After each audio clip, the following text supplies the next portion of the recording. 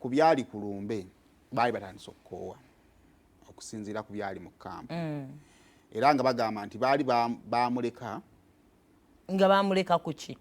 kati kino njogera byaba kampu ya Kamoga sinateekamu ate byange anti byenjaga onnyinyonnyole teri akusabye baali bamuleka aboogerere nga bwakoze eki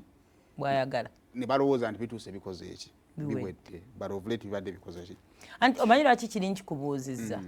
nti bino ebintu si byakwevumamu nga bya sahanaani nerirupazo anti yo kampu ya Kamoga egamba olaba omanyi lwaki ebintu bya saha ne pazo bitusesa busesa bibi saha sookera ku makyana ga akasirike pazo sookera nebiggwa tebirina nnyo makulu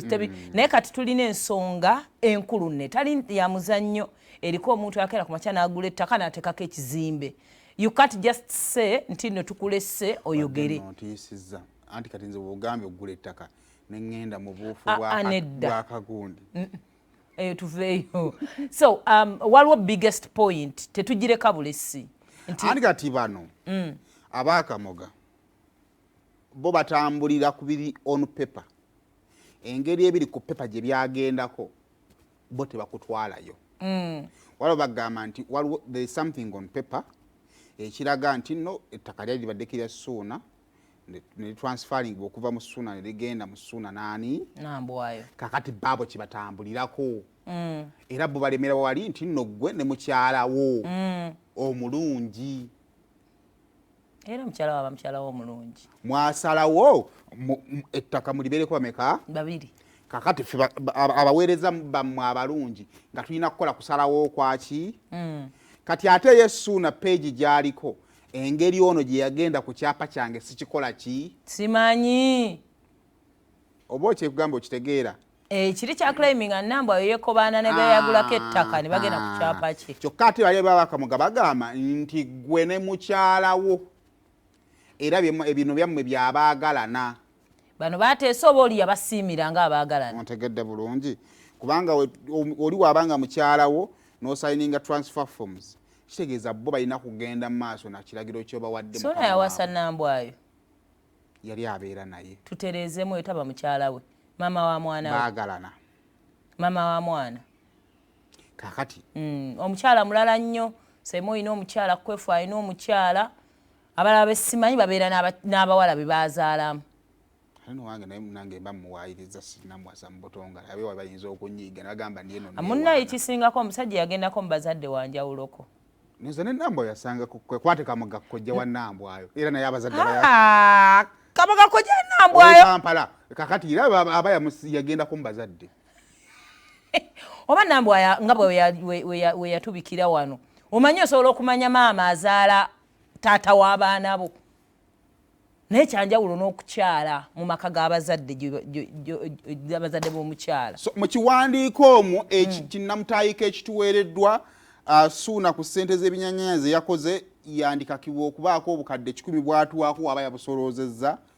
oba yandituwa kweza ezimu z'alina naye Suuna kale kambuzeeko n'ekirala kitagenda mu kooti olede bali mu kooti baba bali mu kooti then akole ki olede bali mu kooti siriko obusungu kale bubaawo naye era munaye nnyoko omutuma kakati oluzungu luno nga luwungi onaalusoma oba tukkirire eno wansi mukibisumulula tuyinza okusomamu somano wansi abantu baffe betwagala bamanyi awali bino awali ssente kyebeetaaga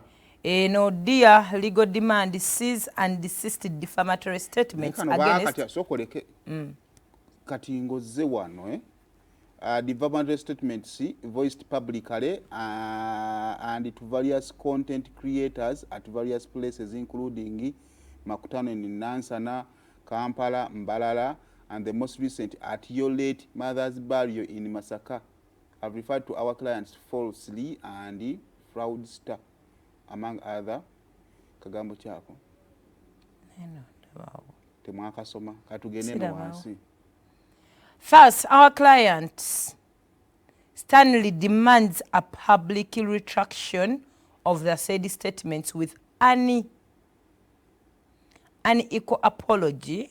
within 24 hours. Bam serving zeddi.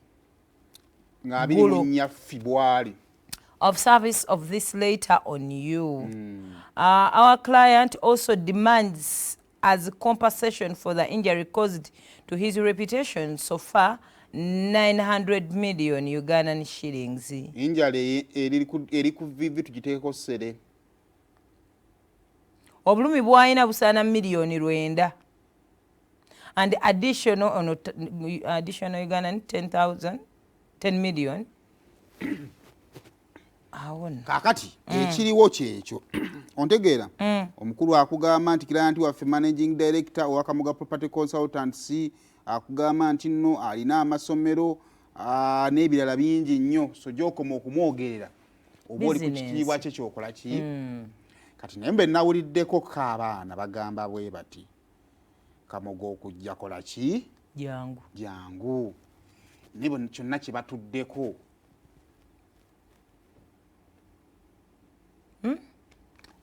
okujja kola ki jangu ne buli kye batuddeko bagenda kikuba bagenda kyogera so jangu olwendo ojja ddufuna kubanga Yesuuna akoze eki alulina akwogeddeko ebyo naye oyinza obutaluteeka mu nsawo yo ng'osasula ate naawe abakubanja mbu so bagamba okujja kola ki. Me what I am thinking, I don't know if I see things differently. Bwabanga waliwo claims zonna ze Trump public Suuna Ben zaataddewo tiimu eno eya mwami Kamoga ejjenge ejjawo biri ng'etulaga anti yo tiimu ya Kamoga we gundi position mwetudde nga kampani entunzi y'ettaka baakola omulimu gwabwe mu mateeka era bw'oba owulira nga toli mu mativu kooti bwe nkuguza ettaka bwe nti n'enkuwa ekyapa mpulira bulungi n'oyagala okutransfaringa n'enkuyamba mu processing nga byonna bigoberedde mateeka nga bo balaga nti biri mu maki anti kati nona claiminga nti tebibangayo kati gwe jangu n'obujulizi ebyokuddamu bya Kamoga birina bba mu kooti gye muba mugenze gye mubbinkanira si mawulire naye ffenna twetaaga PR ne mawulire kiba kyetaagisa jangu otubulire side of the story anti kati omusango guli mu kooti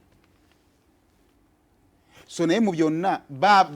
abamu oli bagamba okujja kola ki jangu naye teweewuunya mbu nga wali wazze ng'agamba ate nze bino saabitegera nti ate nze bino biri bwe biti kale ffe tujja kuba wano omulabi wa Sumulula mu Lutambula tumuwa updates zonna nga bwe tuziraba bali awo kale munange tuddeyoko ku lutalo gye twatandikidde